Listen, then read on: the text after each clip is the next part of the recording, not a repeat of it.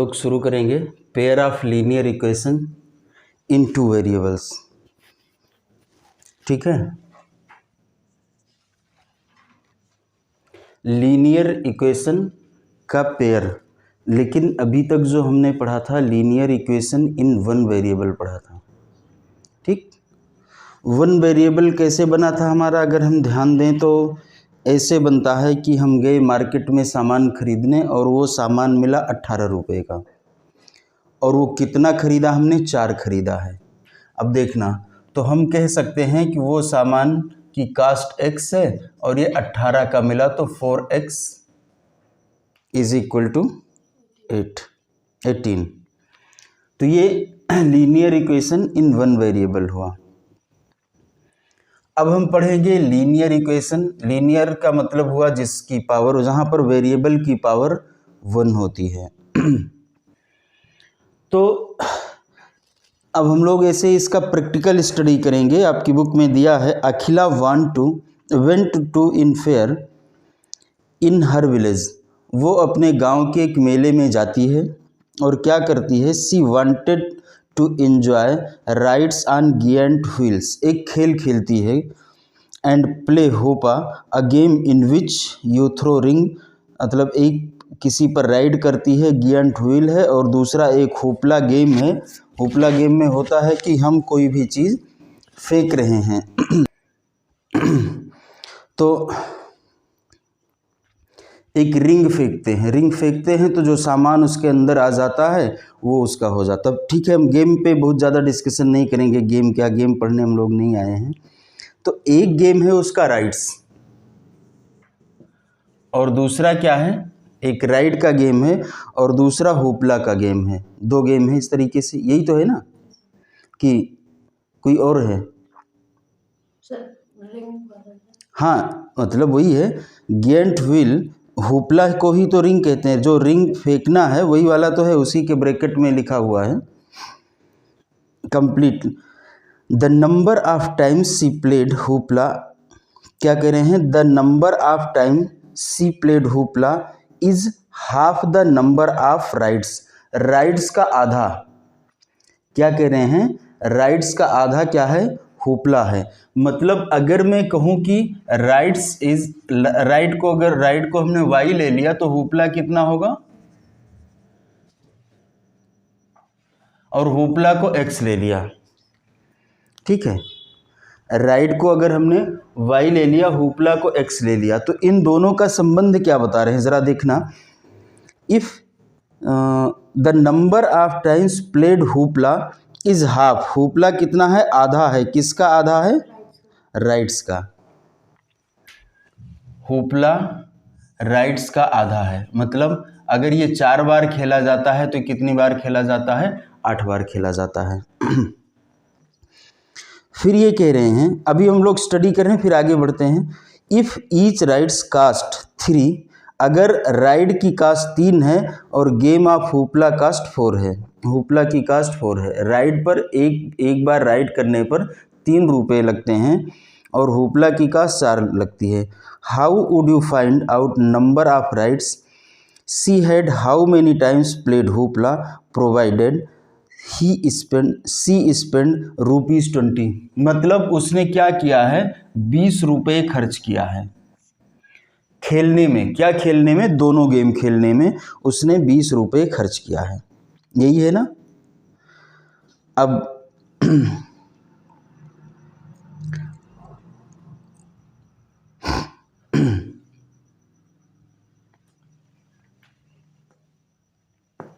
ठीक है, अब हम लोग इसको जो है, इस इक्वेशन को सॉल्व करते हैं, कुछ इक्वेशन बनाते हैं।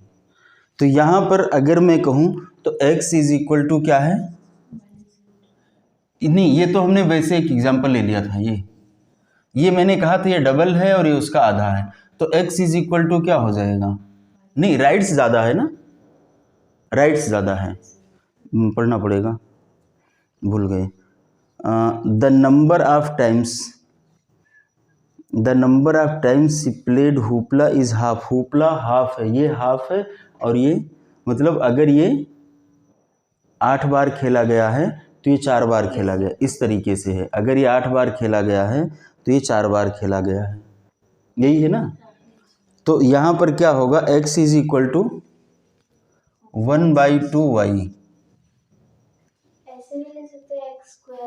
नहीं, स्क्वायर क्यों ले लेंगे, पहले हम अभी स्क्वायर नहीं, हम स्क्वायर पे जा ही नहीं रहे, हम तो यहाँ स्क्वायर की बात नहीं है। सबसे पहले तो माइंड में सेट करो कि लीनियर इक्वेशन बना रहे हैं, स्क्वायर कहाँ से आ जाएगा। हम पढ़ क्या रहे हैं, हम पढ़ ये रहे हैं, आप पहले क्वेश्चन देखिए तब बनेगा जा करके। Number of times she played hoopla is half. Hoopla कितना है, आधा है। किसका आधा है, राइड्स का, राइड्स का आधा है। तो मतलब हुपला राइड का आधा है।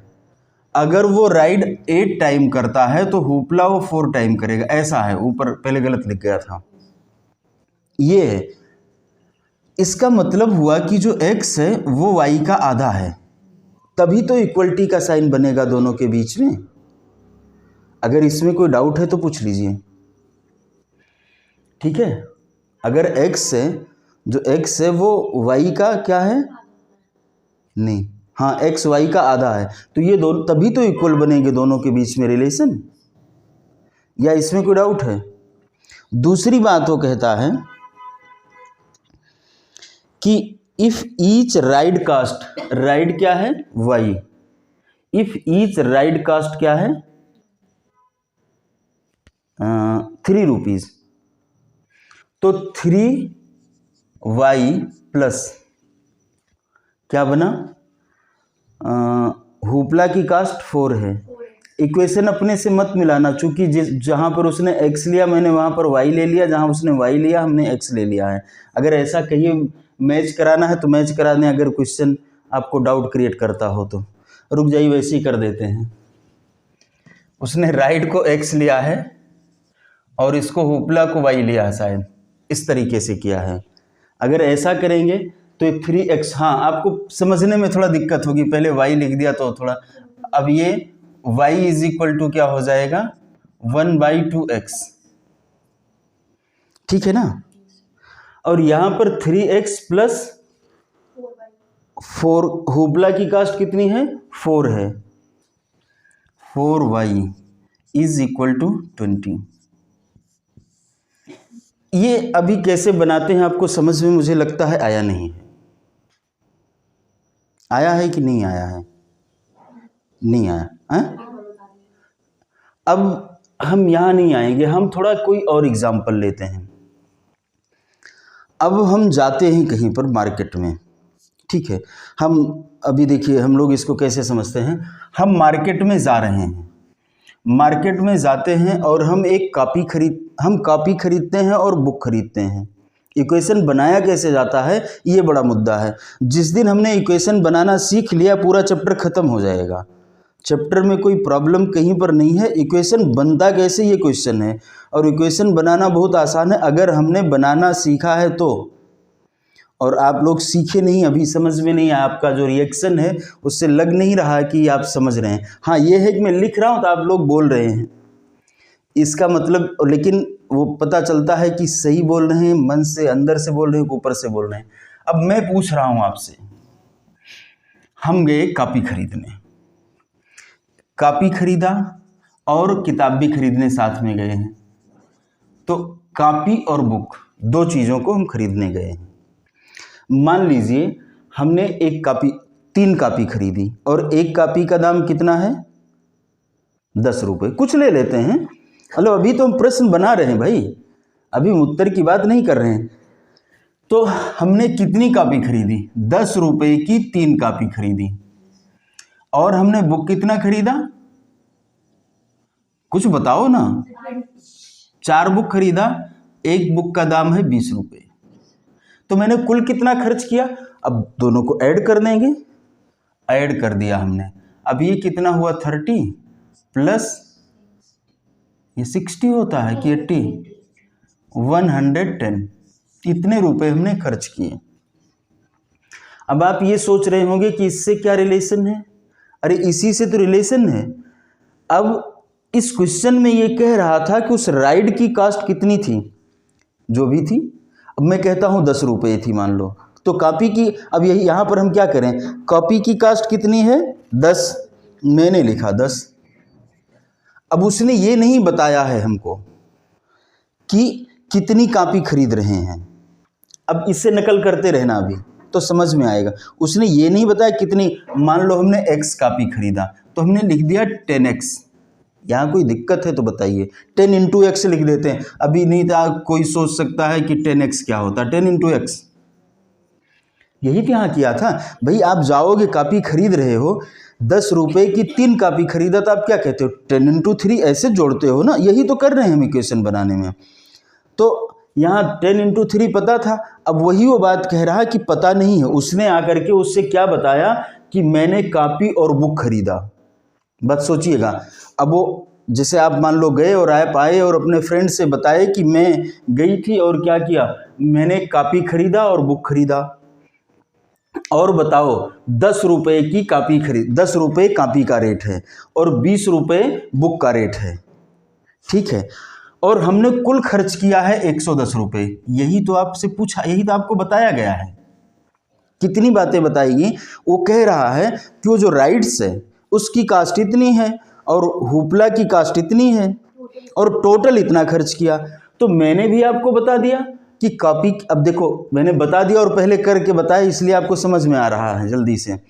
तो मैंने कहा कि कॉपी की कास्ट 10 रुपये है और बुक की कास्ट कितनी है 20 रुपये है। क्वेश्चन देख के देखिएगा, इसकी कास्ट 20 रुपये है तो 20 इंटू वाई कर दिया हमने, ठीक है, 20 इंटू वाई कर दिया। अभी आप कुछ भी पीछे का जो पढ़े हैं उसको दिमाग में मत लाइएगा, उसका रीज़न है। होता क्या है, जब पढ़ाने लगो मैं प्रश्न पूछ लेता हूँ, थोड़ा सा आप लोगों से कम पूछता हूँ, बड़ी अभी क्लास होती है ज़्यादा सवाल हम पूछते हैं, प्रयास क्वेश्चन से ही शुरू करते हैं। उसका एक रीज़न होता है। जब आप किसी से क्वेश्चन पूछ लीजिए और उसको दे दीजिए, उसका दिमाग उस क्वेश्चन की तरफ चला जाता है। अब उसके पीछे वाली बातें नहीं दिमाग में आती, अब उस क्वेश्चन पर अटेंशन हो जाता है और फिर वो कॉन्सेप्ट ज़्यादा समझ में आता है। जैसे एक अगर मान लो एक गिलास है, उस गिलास में हमको पानी पीना है, साफ पानी लेना है।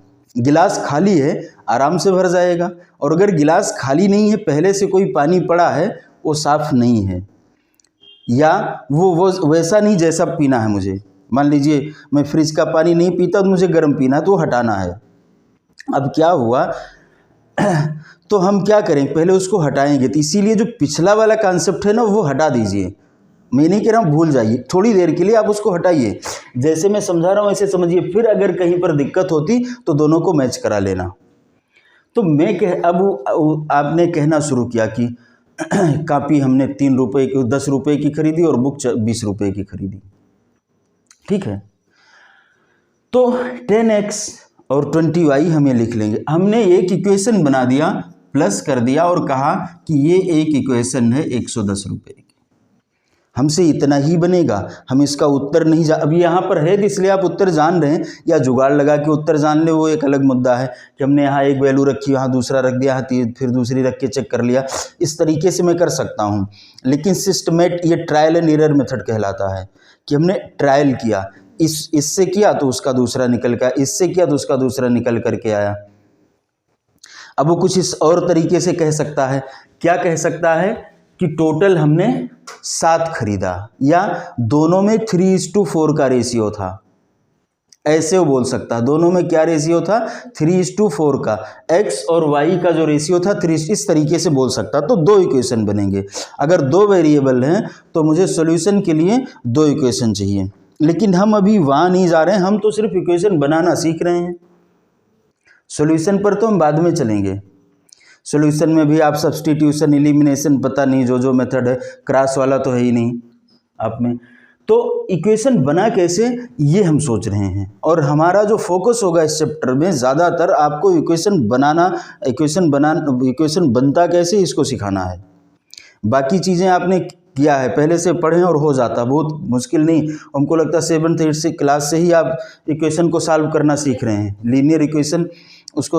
और जो थोड़ी बहुत बातें हैं वो 10-20 मिनट का टॉपिक है, उसमें ज़्यादा नहीं है। लेकिन जो इक्वेशन बनाना है वो बच्चे बहुत देर से सीख पाते हैं, अगर उन्होंने दिमाग लगा दिया तो फिर 5 मिनट में काम हो जाता है। इससे अधिक समय नहीं लगता, लेकिन सोचना है साथ में, और सोचना जल्दी में नहीं है, धीरे धीरे सोचना है। हमने पूछा नहीं कि आपको तुरंत उत्तर नहीं देना है, क्योंकि आपने देखा होगा कि हमारा रिएक्शन होता ही नहीं कि आपने सही बताया या गलत बताया जब तक सब ना बता लें। तो हमारा रिएक्शन भी नहीं होता है कि आपने सही बोला गलत बोला, तो अगले वाले पर ये गड़बड़ ही रहेगा कि पता चलेगा।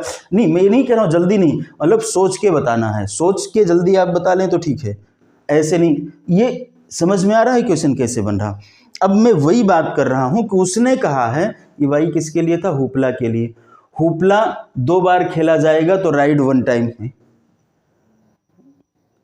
हाँ नहीं, राइड जो हमारा खेला गया है, राइड अगर 2 बार हुआ है तो हुपला 1 बार हो रहा, इस तरीके का है, यही तो है ना।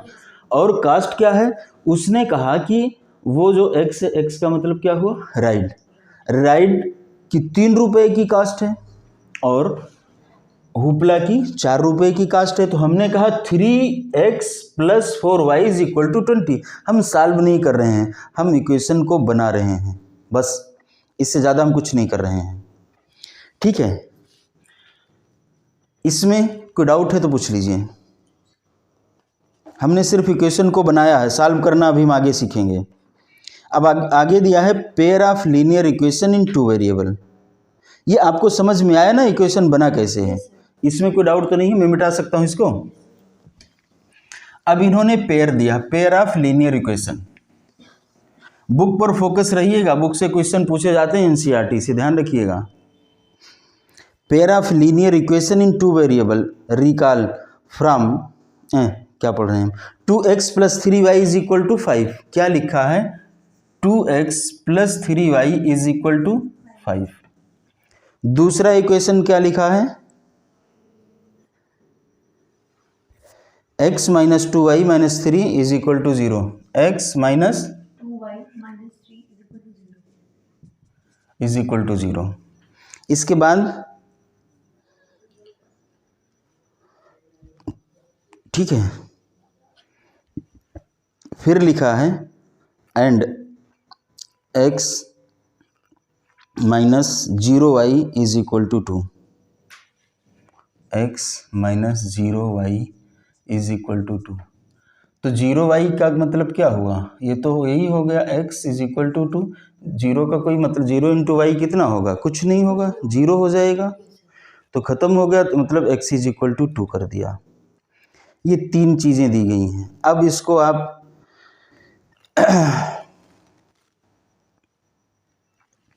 इसको हम सॉल्व कर सकते हैं, लेकिन हम अब बुक में आपके समझाया गया है कि यहाँ पर आप वैल्यू रख लीजिए, x की वैल्यू 1 रख लीजिए और y की वैल्यू 1 रख लीजिए, तो सॉल्व हो जाएगा।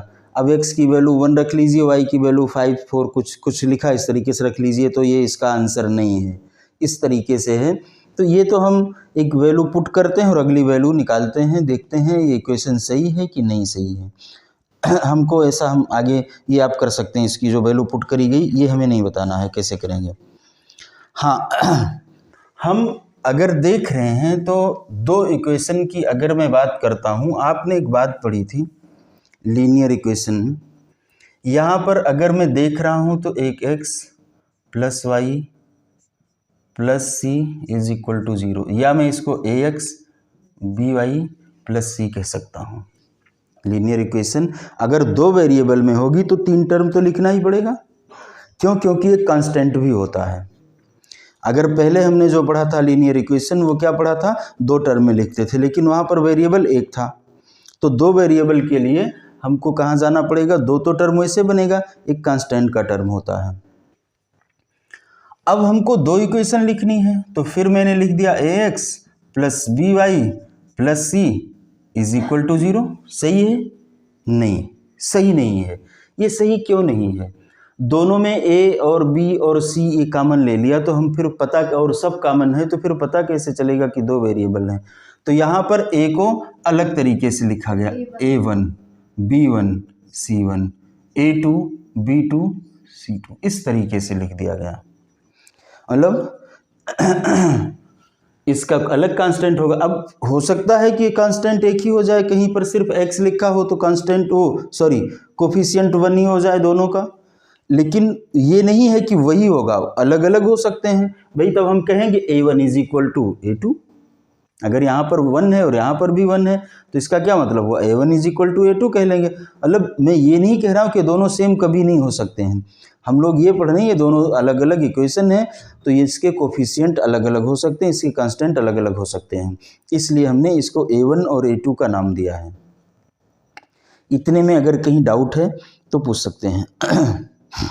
ठीक है, यहाँ पर एक और बात कहा है, ये जो A1 A2 B1 B2 C1 C2 इस तरीके से दिया गया है, इसके बारे में कहा गया है A1 B1 C1 B2 and C2 are real number. ये क्या होगा, रियल नंबर। रियल नंबर आप जानते हो, बताने की जरूरत नहीं, ये रियल नंबर होगा।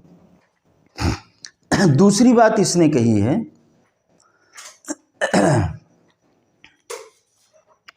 क्या कहा है जरा देखिएगा, A square plus B square is equal to 0 not equal to 0। बात समझ में आ रही है? ठीक, आगे बढ़ सकते हैं, पक्का। एक बात बताओ, अभी तो या इसमें मैं A1 B1 लिख सकता हूं और दूसरा मैं A2 का स्क्वायर प्लस B2 का स्क्वायर। जब हम ऐसे पढ़ते थे यहां पर AX plus C is equal to 0 पढ़ा था, तो मैंने ये पढ़ा था कि लीनियर इक्वेशन के लिए A 0 नहीं होना चाहिए, ये पढ़ा था। यहां स्क्वायर कहां से लगा दिया हमने? क्या ये प्रश्न आप लोगों के मन में नहीं आ रहा है भाई, ये 0 क्यों नहीं होना चाहिए? हम रट लें क्या? हम इसलिए पढ़ रहे हैं कि हम इसको याद कर लें भाई? हम भूल, अगर हमने याद कर लिया मैथमेटिक्स को तो मैं भूल जाऊंगा। जीरो इसलिए नहीं आना चाहिए क्योंकि वो रियल नंबर है। रियल नंबर भी 0 होता है, 0 भी रियल नंबर होता है भाई, ये तो रियल नंबर में ही आता है। कहाँ है, किसने कहा 0? मेरा सवाल ये नहीं था, आपने आंसर दूसरा दे दिया। मैं ये कह रहा हूँ यहाँ पर तो हमने कहा A is not equal to 0, तो मैं यहाँ A square plus B square कह रहा हूँ, ये 0 नहीं होना चाहिए। ये क्या लॉजिक है? मैं यहाँ ये भी कह सकता हूँ A1 is not equal to 0, B1 is not equal to 0, A2 is not equal, A1 and B1 not equal to 0, ऐसे हम कह सकते हैं इसको। यहाँ पर ये कह रहा, तो स्क्वायर लगाने की क्या ज़रूरत पड़ गई बताइए? हमने स्क्वायर क्यों लगाया यहाँ पर, बताता हूँ मैं आपको। देखिए AX minus BY plus C, ठीक, नहीं ये A नहीं, x minus y plus c is equal to 0 हमने कहा, ठीक है। अगर मैं इसका कोफिशिएंट 1 है और इसका तो ये पहले तय कर लिया जाए, 2 वेरिएबल है, कंडीशन फुलफिल कर रहा है। अब हमने कहा अगर मैं लिख दूं A plus b is not equal to 0, तो यहाँ पर कोफिशिएंट 1 माइनस 1 है, तो दोनों का अगर हम ऐड करेंगे तो 0 तो हो ही जाएगा। लेकिन अगर मैं इसका स्क्वायर लगा दूं तो यहाँ पर 1 होगा और फिर -1 का भी स्क्वायर 1 हो जाएगा, दोनों का एडिशन 2 आएगा। ठीक है, बात समझ में आ रही ना? तो यहाँ पर अगर नेगेटिव साइन के साथ में भी है तो हम दोनों को अगर ऐड करेंगे तो इसीलिए स्क्वायर लगा दिया गया कि वो पॉजिटिव साइन में बदल जाए। या फिर आपको मॉड पढ़ाया जाता तो मॉड पढ़ाने की ज़रूरत नहीं थी, हम इसमें लिख दिया कि दोनों का स्क्वायर करके अगर मैं ऐड करूं तो 0 नहीं आना चाहिए। हाँ पॉजिटिव आएगा भाई, हमने अगर स्क्वायर कर दिया तो माइनस इंटू माइनस पॉजिटिव हो जाएगा और प्लस इंटू प्लस पॉजिटिव हो जाएगा, तो कोई दिक्कत नहीं है। इसलिए यहाँ पर स्क्वायर का कॉन्सेप्ट लाया गया है। ठीक है, तो ये कहा गया, अच्छा वो वाला नहीं लिखा, इज नॉट इक्वल टू 0। ये बात समझ में आ रही है? अब अगर हम कोई भी दो लाइन बनाएंगे, कोई भी दो लाइन बनाते हैं, जैसे यहाँ पर एक लाइन ये है और एक लाइन ये है, ये दोनों लाइन एक दूसरे की पैरेलल हैं। अगर मैं इसको ए बी नाम दूँ और इसको सी डी नाम दूँ, क्या ये दोनों लाइनें किसी जगह पर जा कर के मिलेंगी? जवाब है नहीं। अगर हम रेल की पटरी बना रहे हैं तो हम पैरेलल का कॉन्सेप्ट बनाते हैं, तो हम ऐसे इक्वेशन पर काम करेंगे। देखिए, ऐसा नहीं कि मैथमेटिक्स सिर्फ पढ़ी जाती है, उसका यूज़ है लाइफ में, हर जगह पर, हर स्टेप पर यूज़ है। तो हम क्या करते हैं, ऐसे इक्वेशन पर काम करते हैं जो पैरेलल आंसर दे। ऐसे थोड़े ना होता है, यहाँ मेट्रो बनी है तो मेट्रो जो बनी है उसमें इंजीनियर लगते हैं, और इंजीनियर क्या पढ़ के आए होते हैं? Biology, math. तो मैथ जो पढ़ के आए होते हैं तो उसमें ये सब कॉन्सेप्ट लगाए जाते हैं।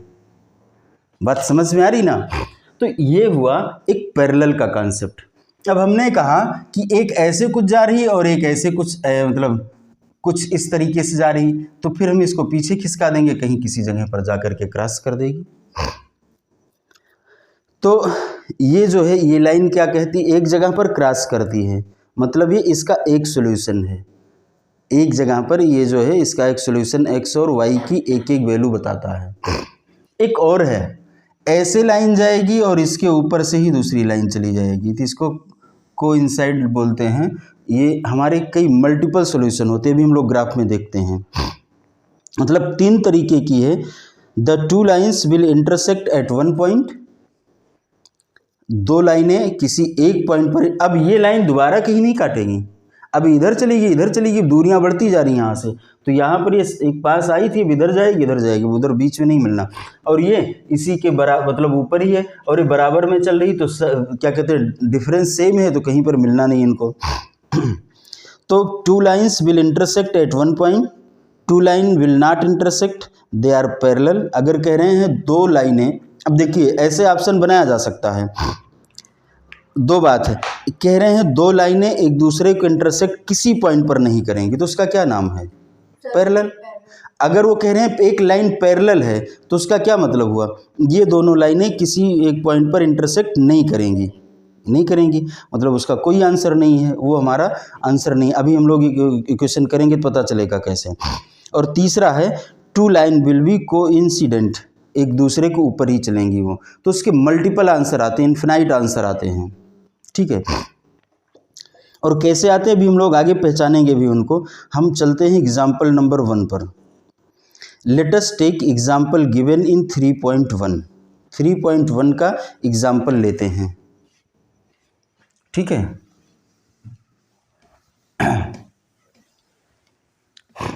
3.1 अभी जो हम लोग एग्जाम्पल कर रहे थे शायद वही वाला है। y is equal to 1/2x। क्या है? y is equal to 1/2x। ठीक, तो यहाँ पर हम इसको ट्रांसपोज करेंगे। कैसे करेंगे आप लोगों को आता होगा? नहीं आता है? आता है क्या, बताइए। अब ये 2 इधर ले आएंगे, 2 यहाँ पर डिनोमिनेटर में है तो इधर जाएगा, तो इधर डिवीजन का साइन है तो इधर क्या हो जाएगा? मल्टीप्लिकेशन हो जाएगा। 2y इज इक्वल टू, ठीक। अब मैं इसको 2y किधर ले आऊं अगर, तो इधर हो जाएगा 0 is equal to x minus 2y। या मैं इसको ऐसे भी लिख सकता हूं, x minus 2y is equal to 0। क्या कहीं डाउट है? इसके बाद वहां पर दूसरा था क्या? 3x प्लस 4y था ना। ये 3 और 4 वाला याद रख, ये मतलब यही है ना, देख लेना। इज इक्वल टू 20 था, तो मैं ऐसे कह सकता हूँ 3x plus 4y minus 20 is equal to 0। भाई उधर प्लस के साइन साथ इधर ले आए तो ट्रांसपोज किए तो निगेटिव साइन हो गया, 0 बच गया वहां से। क्लियर?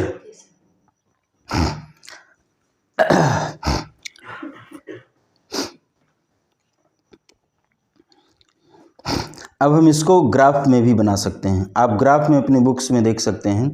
अगर मैंने x की वैल्यू 0 रख दिया, ठीक है, एक x है और एक x क्या है?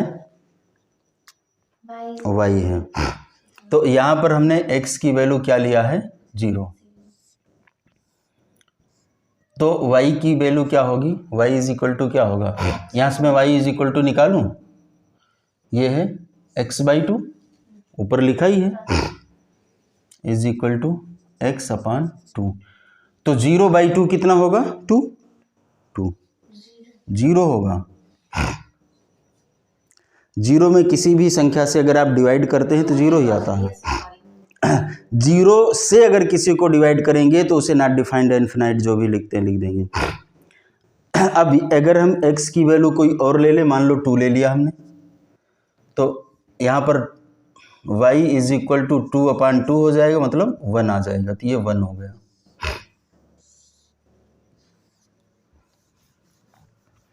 ठीक, कोई डाउट? अब दूसरा इक्वेशन करते हैं, एक और इक्वेशन हमारे पास में ना, उसको भी सॉल्व करेंगे। यहाँ पर हम क्या करेंगे बताइए, कैसे सॉल्व करेंगे इसकी वैल्यू। पहले x की वैल्यू पुट करते हैं, x की वैल्यू पुट करें, आपकी बुक में जो लिया वही हम लोग लेंगे, क्योंकि ग्राफ उसी से करना हमको। x इज इक्वल टू 0, अगर हमने x की वैल्यू 0 ले लिया तो y को अगर मैं सॉल्व करके निकालूंगा तो कितना आ जाएगा 5। y कैसे निकालेंगे, इज इक्वल टू इसी में करते हैं ना, अगर मैं कहता हूं तो y इज इक्वल टू हो जाएगा 4y is equal to 20 minus 3x, अरे अपान क्या हो जाए, अब y is equal to 20 minus 3x/4 हो जाएगा, तो 20 माइनस 3x/4 हो जाएगा। तो अगर मैंने x की वैल्यू 0 लिया है तो 0 हो जाएगा, तो 20/4 बचेगा, तो 20 डिवाइडेड बाई 4 कितना होगा 5। आपकी बुक में दूसरी वैल्यू उन्होंने लिया है 20/3, ठीक है, तो इस यहाँ 20/3 लिख लिया, तो ये कितना हो गया 20 हो गया।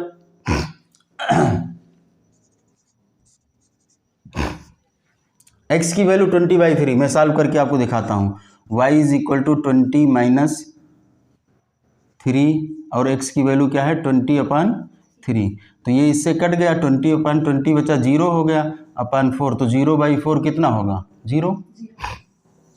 20/3 लिया ही इसीलिए है कि y 0 आ जाए एक बार। अब ये मत सोचना कैसे ले रहे, आप कोई भी वैल्यू ले सकते हो, हम तो सिर्फ इसलिए वाली वैल्यू ले रहे हैं कि ताकि ग्राफ बोर्ड पे उतना अच्छा बनेगा नहीं, तो जब हम बोर्ड पे बनाएंगे तो जो ऊपर नीचे होगा अपनी आप का बुक से देख सकते हैं, इसलिए कर रहे हैं। और तीसरा इन्होंने 4 लिया, क्या 4 लिया x की वैल्यू, अब अगर x की वैल्यू 4 है तो 3 × 4/4, तो ये कितना हो जाएगा 12 हो जाएगा, तो अब कितना बचेगा, अरे करिए ना यहाँ पर 12, तो ये होगा 20 माइनस 12, 20 माइनस 12 कितना होगा भाई 8/4 इज इक्वल टू 2, तो यहाँ पर हमने 2 लिख दिया। ठीक है ना, डाउट है पूछ लो। अब ये ग्राफ बना है इस तरीके से, देखिए ग्राफ जो बना समझ में आ रहा है ना, ये ग्राफ जो बनाया गया है आप देख लीजिए, ये जो काट रहा है इसको, जहाँ पर ये क्रॉस का साइन बन रहा है वो 2 पर जाकर के बन रहा है। 2 क्या है y की वैल्यू, और 4x, अगर मैं x के ऊपर देखूं तो यहाँ 4 है और y जो है 2 है, तो इसका मतलब क्या हुआ, जो सॉल्यूशन आपका आ रहा ग्राफ से देखने पर वो 4,2 आ रहा है। x पहले लिखा जाता है और y बाद में लिखा जाता है। तो ये हमारी पहली वाली लाइन हुई, कौन सी पहली लाइन हुई, जो अभी हमने पहला पढ़ा था कि दोनों एक दूसरे को, दोनों लाइन एक किसी पॉइंट पर इंटरसेक्ट करती हैं, इंटरसेक्टिंग वाली लाइन पढ़ा, पहली एक जगह पर करेंगी तो एक वैल्यू आ गई। ठीक है, अब हम दूसरे पर चलते हैं, ये बात समझ में आ रही ना। अब दूसरी वाली लाइन है, देखना जरा, समझना है ताकि अब दूसरी लाइन, दूसरा क्या इन्होंने बनाया है, एक बनाया है example 2, Romila went into stationery shop and purchase 2 pencil and 3 eraser for 9। 2 pencil, मान लो x लिया ना, 2x, वही वैल्यू हम भी लेंगे भाई, और 3y इज इक्वल टू 9। ठीक। अब दूसरा क्या कह रहे हैं, और उसकी दोस्त जाती है, उसने कहा ठीक है तुम 2-2 खरीद, 2-3 लाई हो तो हम 4 और 6 लाएंगे। तो उसने कहा 4x प्लस 6y 18 रुपये खर्च कर दिया। अब इसकी भी इसी तरीके से वैल्यू लेंगे जैसे अभी हम लोगों ने वैल्यू लिया था कि मान लो x की वैल्यू हम 0 लेते हैं, फिर y की वैल्यू, तो जो आपका ग्राफ बन रहा है, या कर दूं मैं, मान लो हमने x की वैल्यू 0 ले लिया,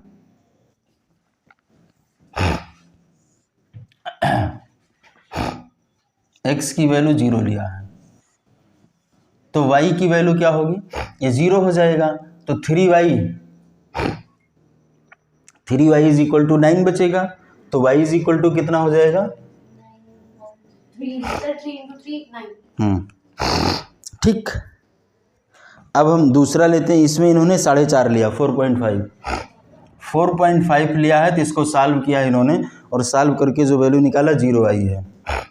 सॉल्व आप कर लेंगे मुझे उम्मीद है, और अगर नहीं कर पाएंगे पूछिएगा। ठीक। अब ये ग्राफ पर इन्होंने एक लाइन बनाई, यहाँ पर आए, ग्राफ बनाया, और कुछ इस तरीके से x 0 लिया है तो y 3 है। ठीक है, ये 1, ये 2 और ये 3। ठीक। तो यहाँ पर ये पॉइंट आया। अब जब y 0 है, अगर x इन्होंने 1, 2, 3, 4, 5, 4.5 लिया है, ठीक है, इस तरीके से जब इन्होंने 2 पॉइंट ढूंढा, ये आया, तो ये यहाँ से मिलाया, इस लाइन को यहाँ से चली गई, क्रॉस हो गई, 2 पॉइंट मिले, दोनों को मिला दिया, एक पॉइंट यहाँ मिला, एक पॉइंट, देखो अगर x 0 है तो यहाँ पर वैल्यू है, और अगर y 0 है तो यहाँ पर वैल्यू है। क्लियर। हम लोग पढ़े थे कि अगर x होगा, x 0 होगा तो y की किसी लाइन पर ही आएगा, और y अगर 0 है तो x की लाइन पर जाएगा। इसके बाद दूसरा इक्वेशन था ये 4x प्लस 6y, तो इसमें भी इन्होंने जब x की वैल्यू 0 लिया तो 3 वैल्यू आएगी, यहाँ पर भी x की वैल्यू जब 0 लेंगे तो 3 आएगी वैल्यू। इन्होंने फिर सॉल्व करके देखना, फिर इन्होंने x की वैल्यू कितनी लिया है, 3, x की वैल्यू देखो कितनी लिया, 3 लिया, तो सॉल्व नहीं समझ में आ रहा क्या, सॉल्व ही कर देता हूँ भाई, आप लोग बोल नहीं रहे हैं। जब हमने 4x plus 6y is equal to 18 है, x की वैल्यू 0 लिया तो 0 हो गया, plus 6y is equal to 18 हुआ, तो y इज इक्वल टू क्या हुआ, 18/6 इज इक्वल टू कितना हुआ, 3। यही तो हुआ ना। फिर इन्होंने 3 ले लिया वैल्यू, 3 लिया अगर x की वैल्यू, तो 4 into 3 plus 6y is equal to 18 हुआ। अब देखो ये 12 हो गया, तो 6y इज इक्वल टू 18, और ये 12 इधर ट्रांसपोज करेंगे तो 12 हो गया, तो कितना है बचा, 6। 6y इज इक्वल टू 6, तो y इज इक्वल टू 6/1, तो ये 1 आ गया। अब हमने x की वैल्यू 0 थी, तो y की वैल्यू कहाँ मिल रही, यहाँ पर मिल रही।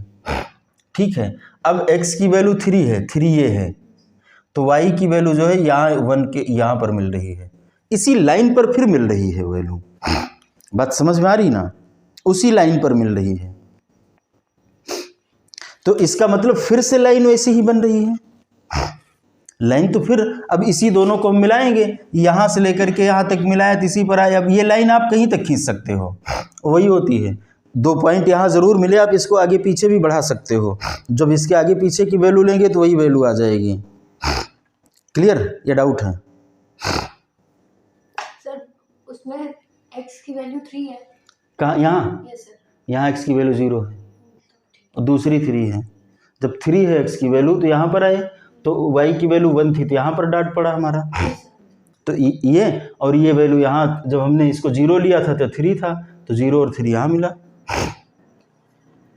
ठीक, कोई और वैल्यू लेते तो ऐसे पड़ जाती। जैसे मान लो मैं x की वैल्यू 1 ले लेते हैं, छोड़ो, हमने कहा x की वैल्यू 1 ले लो, 4 into 1 plus 6y is equal to 18 हुआ। ये समझ में आ रहा? अब ये 4 इंटू 1 कितना हुआ? 4 हुआ, तो 6y इधर कर लो और 18 माइनस 4 इधर कर दो, कितना हुआ? 14 हुआ। ठीक, अब ये y इज इक्वल टू क्या होगा? 14/6। अब ऐसी कुछ वैल्यू बनेगी कि आपको ग्राफ में फिर ढूंढने में दिक्कत होगी, इसीलिए वैल्यू ऐसे लेनी चाहिए। तो ये कितना हो जाएगा? 2.3 समथिंग इस तरीके से आएगा, 26। हाँ ठीक है। तो जब हमने वैल्यू क्या लिया है इसकी, x की वैल्यू 1 लिया है, 1 लिया है। ठीक, तो ये यहाँ कहीं पर 2.3 इस कहीं पॉइंट पर जाकर के मिलेगा, वो उसी लाइन पर ही जाकर के पड़ेगा। कहीं देखिए आपकी बुक में भी उसी तरीके से बनाया, जो दोनों लाइनें बनाई, जो दोनों सॉल्यूशन लिखे गए हैं एक ही जगह लिखे गए हैं। अगर क्लियर है तो हम आगे बढ़ें, नहीं है तो आप क्वेश्चन पूछिए। क्लियर है? अब ये हो गया, दो तरीके के हो गए। ये क्या हुआ, एक लाइन दूसरे के ऊपर से जा रही है। अब हमको पैरेलल लाइन करना है। Example 3, 2 rails are represented the equation. क्या इक्वेशन रिप्रेजेंट कर रही है जरा बताइएगा तो एग्जाम्पल 3 से, बोलिए। x plus 2y minus 4 is equal to 0। अगला बोलिए ना, 2 है। 2x plus 4y 2x plus 4y minus 12 is equal to 0। देखिए हम इस मेथड पे जाएं, इससे पहले आप सॉल्यूशन करना तो जानते हैं ना। मैं आता हूं पहले, मतलब मैं थोड़ा सा बैक ले चल रहा हूं आपको इस टॉपिक, मतलब इसी टॉपिक में है लेकिन पहले जो आपने पढ़ा था। मैं इसको ऐसे भी लिख सकता हूं, x plus 2y is equal to, अगर मैं इसको ट्रांसपोज करूंगा तो माइनस है तो इधर जाएगा प्लस हो जाएगा। क्लियर? कोई डाउट? आगे बढ़ें। यहां पर हमने कहा 2x plus 4y is equal to 12। इसमें कोई डाउट नहीं। अब हमने ये पढ़ा था, हाँ, हम लोग ट्रांसफर क्यों कर रहे हैं? हम सिर्फ कुछ सीखने के लिए, ये अभी मैं बाद में बताऊं क्यों कर रहा हूं। हम इसको सॉल्व करना चाह रहे हैं, जैसे आपने पहले से पढ़ रखा है, कुछ बताना चाह रहे हैं इसके माध्यम से। मतलब जो आपकी बुक में है, जो भी बताना है वो बाद में बताएं, पहले ये हम डिस्कस कर रहे हैं कुछ अलग चीज। मैं ये कह रहा हूं कि आपने पढ़ा तो एलिमिनेशन मेथड कैसे लगाते थे। कोई भी एक इक्वल कर लेते हैं, कोई भी एक। अब बताओ x को यदि एक हटाना है, एलिमिनेट ऐसे तो करेंगे। सर कौन सा मेथड यूज करें? एलिमिनेशन? एलिमिनेशन, मैं एलिमिनेशन कह रहा हूं। सर ज्यादा इजी कौन सा होता है? अभी उस पर नहीं जाना है ना, पहले मैं जो चाह रहा हूं वो मैं बता लूं फिर आगे चलता हूं। एलिमिनेशन अभी हमको इसमें लगाना है। अब एलिमिनेशन के लिए या तो मैं x दोनों का इक्वल कर लूं या y इक्वल कर लूं, आप लोग जो कहिए मैं वो कर लेता हूं। x इक्वल करता हूं, तो x इक्वल करने के लिए क्या करना होगा, ऊपर में नहीं 2 से इंटू करना होगा। तो मतलब मैंने यहाँ पर ये इक्वेशन 2 है हमारा और ये 1 है, 1 में हमने 2 का इंटू कर दिया, तो ये 2x बना प्लस 4y बना और इज इक्वल टू 8 बना। ठीक, अब क्या करेंगे, सब्सट्रैक्ट कर देंगे। मैंने कर दिया सब्सट्रैक्ट, ये कट गया ये कट गया, यहाँ तो 0 हो गया, कहानी खत्म। इसका सॉल्यूशन नहीं आएगा। अगर ये सॉल्यूशन नहीं आ पा रहा तो यही तो पैरेलल है। ठीक है, तो इसमें अभी हम लोग क्या करेंगे, लाइन बनाएंगे। बात समझ में आ रही कुछ कि नहीं? हम क्या करेंगे, एक लाइन बनाएंगे और लाइन बना करके 2 लाइनें खींचेंगी, दोनों लाइनें एक दूसरे के पैरेलल जाएंगी। इसके सॉल्यूशन जैसे पीछे किया वैसे इसको आप इसको बनाएंगे, हम लाइन वाइन नहीं बनाएंगे। ठीक है, लेकिन अब हम एक्सरसाइज पर आते हैं। एक्सरसाइज पे चलें। अगर इसके पहले कुछ पूछना है तो पूछ लीजिए। क्योंकि अभी हम एलिमिनेशन और सब्स्टिट्यूशन पर गए नहीं ना, तो हम इसलिए अभी कहीं और डिस्कस नहीं करेंगे। हमने ये कहा कि सॉल्यूशन नहीं हो पा रहा, तो वो उसमें ये पहले है कि हम पहले पैरेलल दिखा दे रहे हैं, तब हम कह रहे हैं कि सॉल्यूशन चूंकि पैरेलल है तो कहीं मिल नहीं रहे तो मतलब कोई आंसर नहीं आएगा। तो यहाँ पर x + 2y - 4 ये हो गया। अब हम आगे बढ़ते हैं, इक्वेशन बनाना शायद इसमें है आगे। एक्सरसाइज 3.1।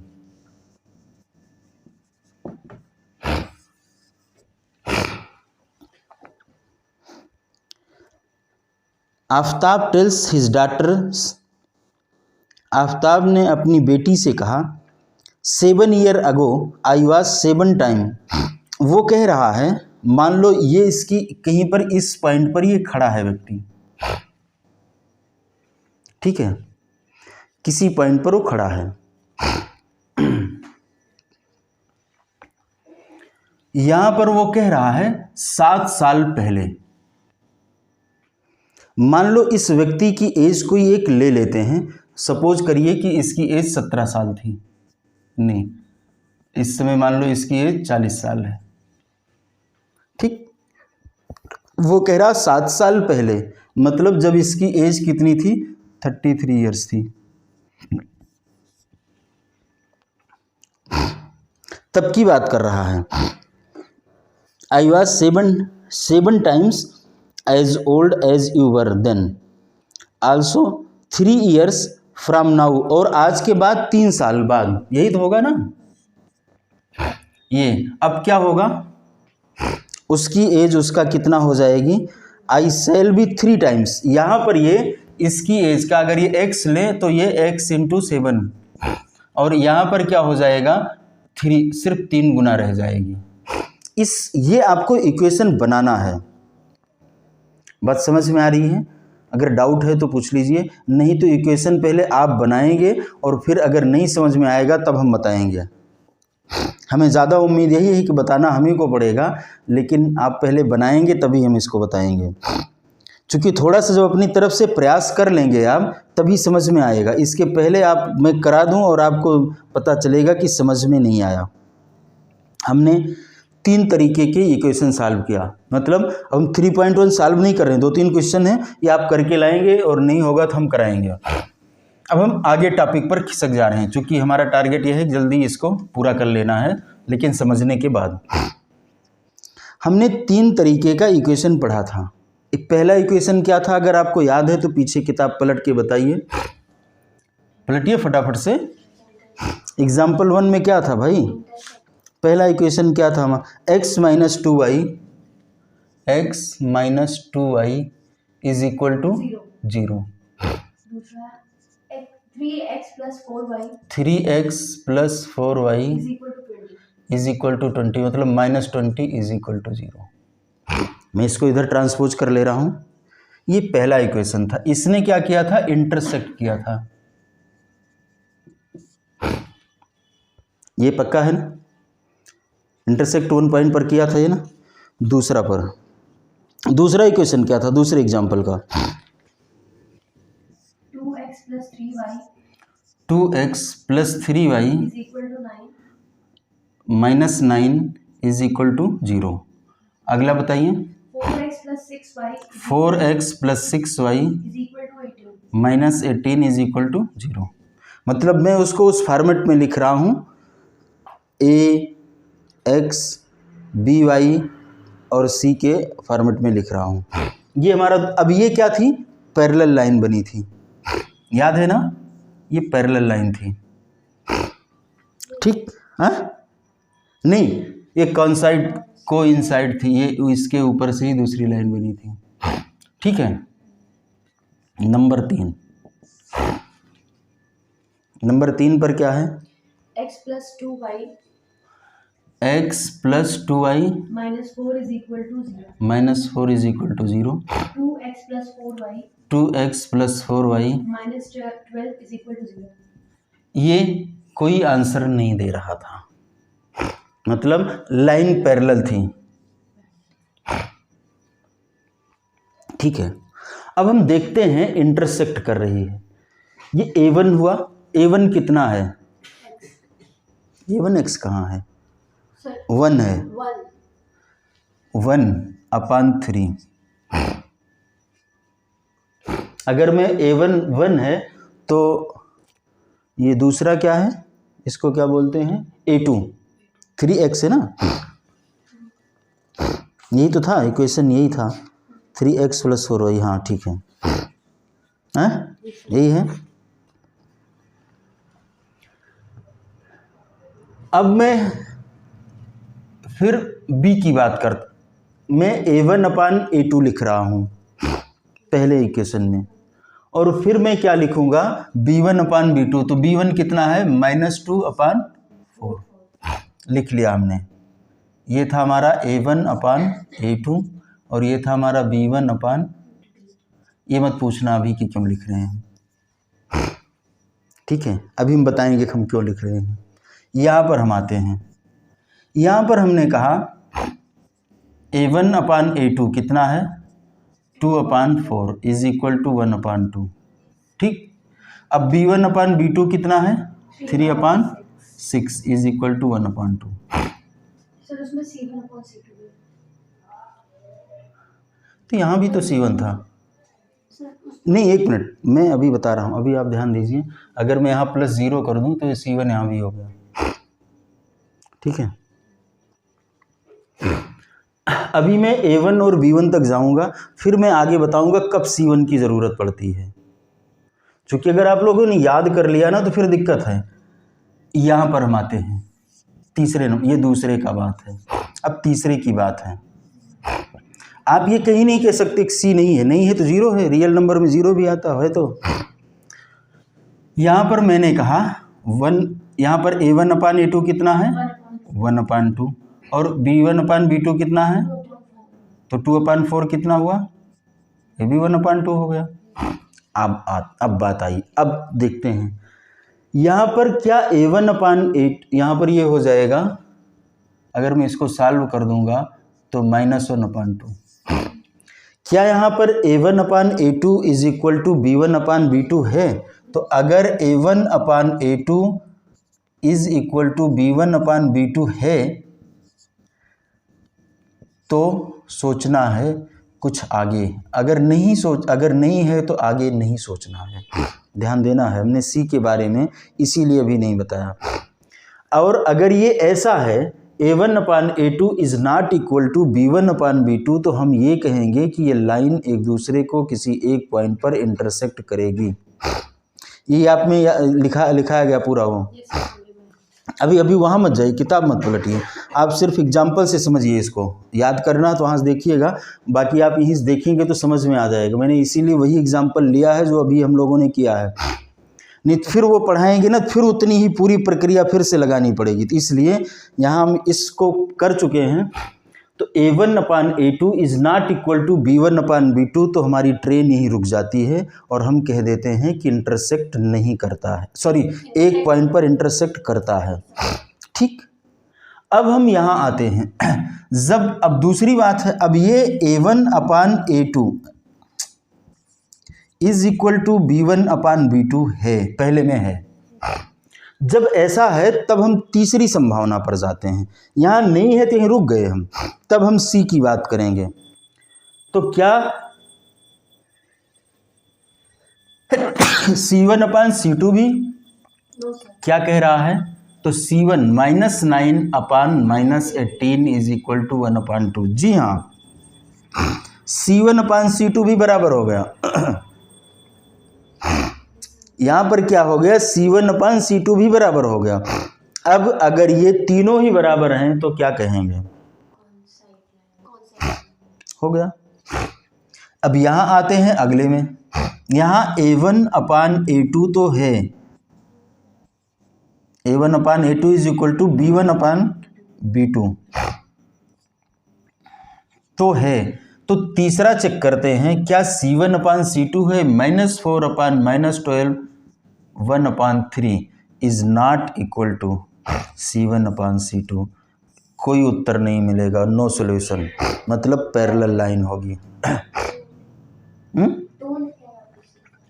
हाँ C2। तो पहले क्या करना है आपको, A1/A2 और B1/B2 चेक करना। हमको C के बारे में नहीं सोचना अभी। अगर A1/A2 अब B1/B2 हमने देखा दोनों एक दूसरे के बराबर नहीं हैं, तो यहीं पर हमारा आंसर मिल जाता है। हम कह देंगे कि इंटरसेक्टिंग लाइन है, इंटरसेक्ट करेगी। अगर दोनों बराबर मिल जाते हैं तब देखेंगे कि क्या C1/C2 भी इक्वल है। अगर हाँ तो उसको हम क्या कहेंगे, और अगर हम जो है देखेंगे कि C1/C2 नहीं है तो हम कहेंगे इसका नो आंसर। और अगर आंसर नहीं आएगा तो इसका मतलब है कि पैरेलल लाइन है, ये किसी भी पॉइंट पर एक दूसरे के मतलब पास नहीं जा पाएगी, इसीलिए यहाँ पर नो आंसर कह दिया जाएगा। और इस बेसिस पर अब आप एक्सरसाइज 3.1 और 3.2 दोनों ही कर सकते हैं। और अगर करने में सक्षम नहीं रहे तो इसको हम कल आप लोगों के साथ में करेंगे। और अगर डाउट है तो पूछिएगा।